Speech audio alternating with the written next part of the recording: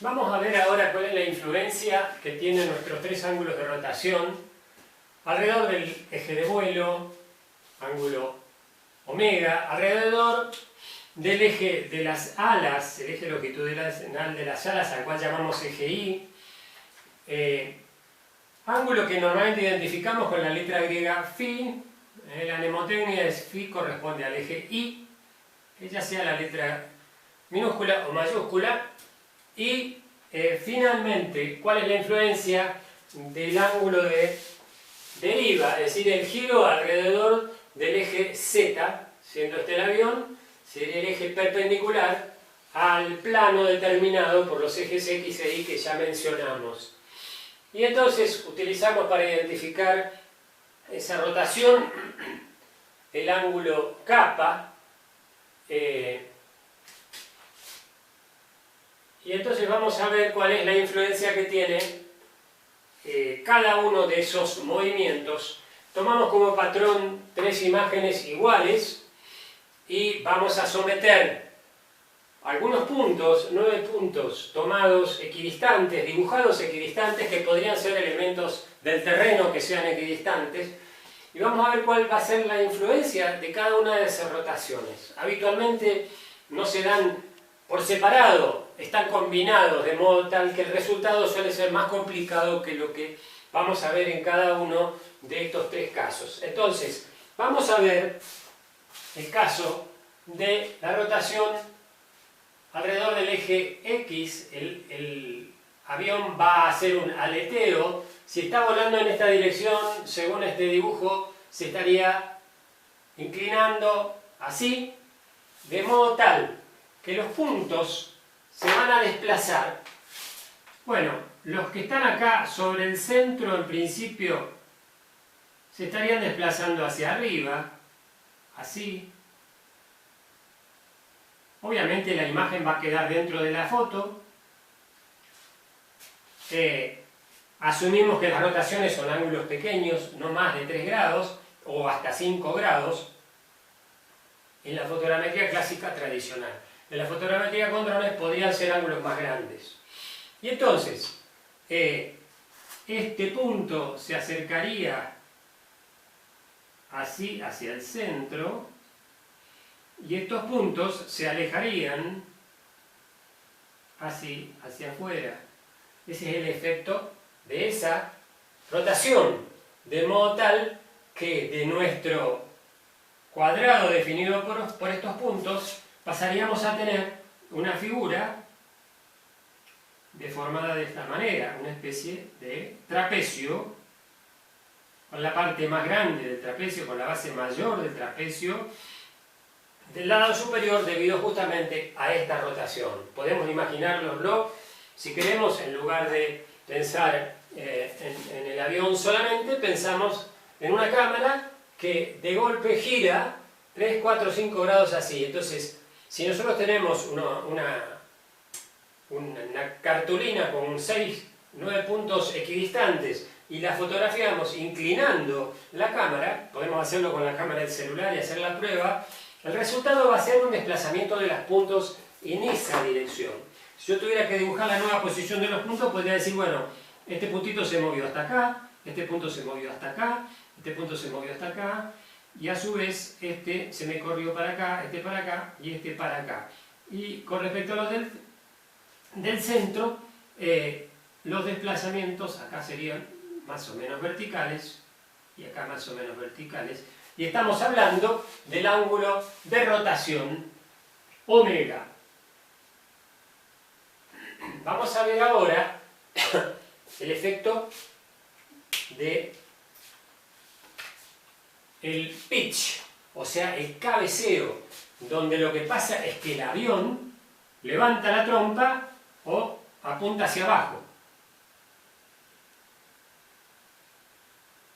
Y entonces el resultado va a ser, con este dibujo, el avión estaría levantándose así, de modo tal que en este gráfico que tenemos acá, vamos a tener que hay puntos que se van a estar moviendo acá,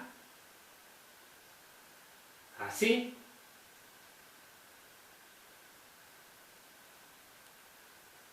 ¿no es cierto? Hay puntos en los costados que se van a estar moviendo así.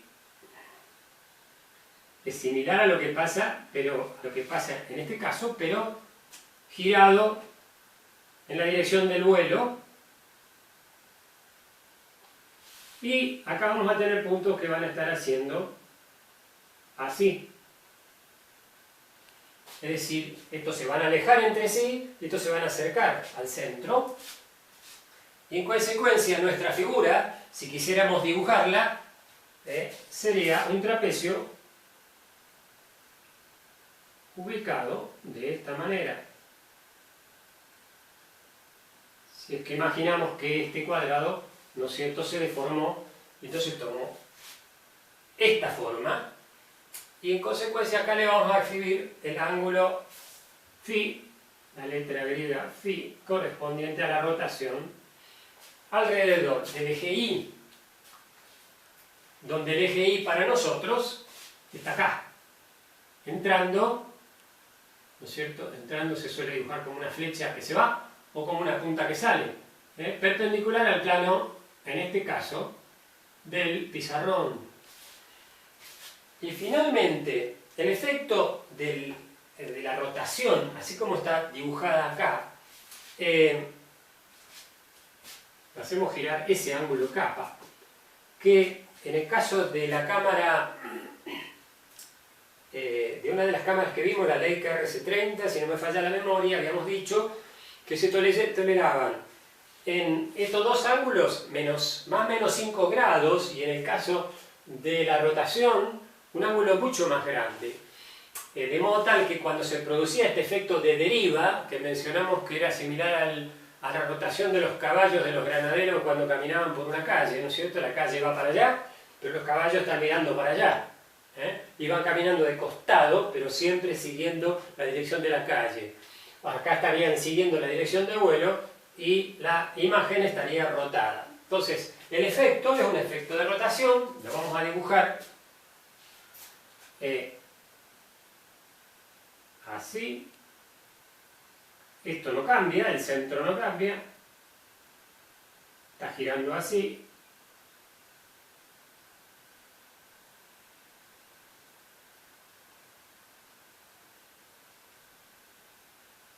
En definitiva, la rotación de los puntos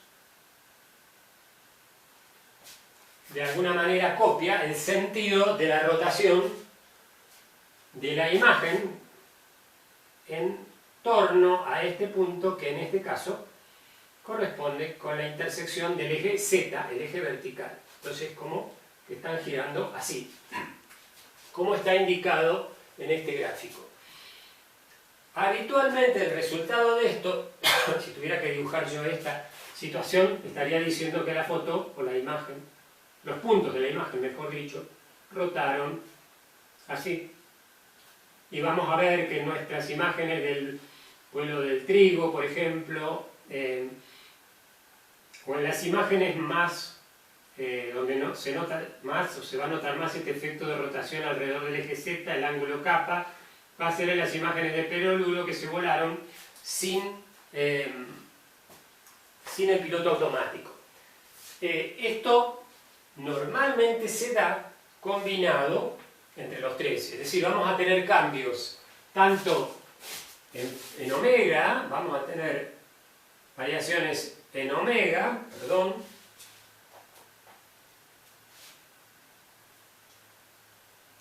vamos a tener variaciones en omega, vamos a tener variaciones en phi y vamos a tener variaciones en kappa. Omega, phi y kappa son parte de lo que se conoce como parámetros de orientación. Y afortunadamente ahora, cuando nosotros importamos desde los archivos TIFF o JPG, nos viene esa información en el EXIF y ya nos está cargando valores aproximados de omega, phi y kappa. Antes eso no era posible, no teníamos disponible esa información. Otros parámetros que cambian son la altura de vuelo, y entonces el resultado del cambio en la altura de vuelo, si el avión sube o baja, va a ser que toda la imagen sea grande o toda la imagen se haga más pequeña, y lo que nos va a estar afectando ahí va a ser la escala. Por esa razón es que se trata de que la altura con respecto al nivel del mar del eje de vuelo sea lo más estable y constante posible. Si el piloto trata de copiar la forma del relieve, el resultado que vamos a tener es variaciones de escala, ¿no es cierto? Y eso se va a traducir después en problemas durante el proceso de armado de los modelos estereoscópicos. El cambio que introduce el relieve es un cambio que nos beneficia, como vimos en el ejemplo de la pirámide. Es decir, si la altura es constante, pero cambia la altura del terreno, el cambio en la altura del terreno se va a convertir en cambios en la paralaje, y ese cambio en la paralaje se va a traducir para nosotros en mediciones de diferencia de paralaje, y vamos a poder calcular la altura del terreno, calcular la altura de la cúspide de la pirámide o de la montaña. Por lo tanto, para nosotros es importante que la altura de vuelo permanezca constante. Esto se conecta con lo que vimos en el video anterior relacionado con las cámaras, donde ahora ya nuestra cámara no está mirando hacia un punto del horizonte, ¿no es cierto? No tiene su eje óptico horizontal, sino que lo va a tener vertical. Y entonces, cualquier sacudimiento del avión, estando la cámara solidaria, ya sea alrededor del eje de vuelo, aleteo, alrededor del eje perpendicular, es decir, alrededor del eje Y, cabeceo, pitch, ¿no? Entonces sería este patrón que tenemos acá, los puntos se nos alejan acá y se nos acercan los que están en la parte de atrás, y acá, si tuviéramos rotaciones, el resultado es esto que vemos acá. Si agregamos a eso que sube o que baja, va a cambiar la escala de la cámara. Entonces la cantidad de parámetros de orientación que tenemos no son solamente los tres ángulos omega, phi y kappa, sino también la posición de la cámara en el espacio, que son los datos que ahora estamos rescatando gracias al GPS del dron, y que esos parámetros de orientación, omega, phi, kappa por un lado y x, y, z, son clave para la resolución de los modelos estereoscópicos y en consecuencia para el armado posterior del bloque estereofotogramétrico.